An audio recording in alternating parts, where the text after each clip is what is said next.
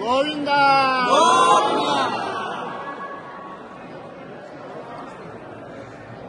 సమారంభవతి సతాయ పురుషస్వతేంద్రియాయుష్యేంద్రియమతి తిష్టతే.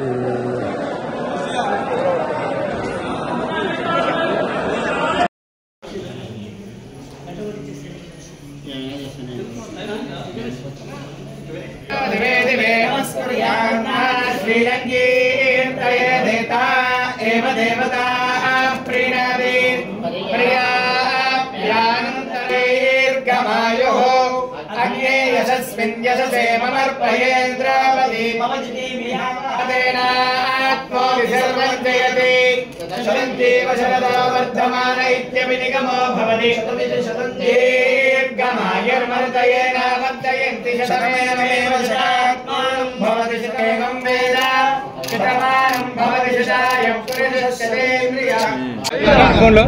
యాదాద్రి లక్ష్మీ నరసింహస్వామి క్షేత్రంలో ఇవాళ తెలంగాణ జాగృతి నాయకులు కార్యకర్తలు అందరం కూడా పెద్ద ఎత్తున వచ్చి దర్శనం చేసుకోవడం జరిగింది.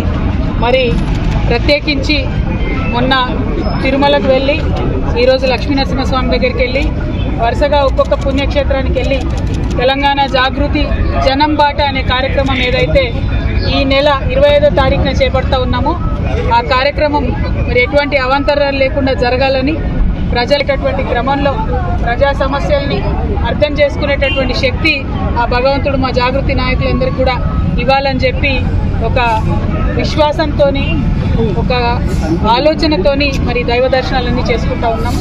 మరి 25వ తారీఖు నాడు జాగృతి జనం బాట అనే కార్యక్రమం ప్రారంభమవుతుంది.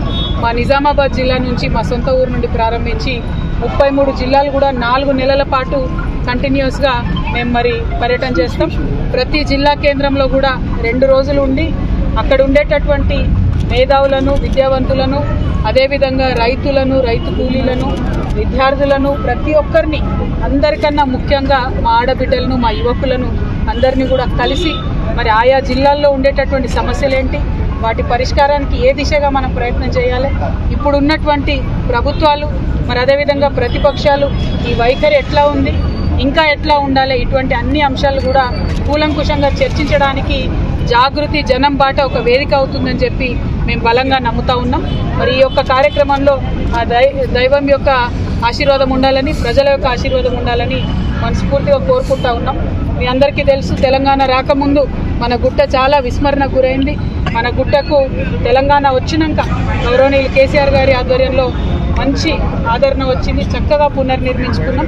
మరి ఈ గుట్ట యొక్క ప్రాశస్త్యాన్ని దీని యొక్క పవిత్రతను కాపాడే విధంగా ఇప్పుడు ఉండేటటువంటి పాలకులు కూడా ప్రయత్నం చేయాలి.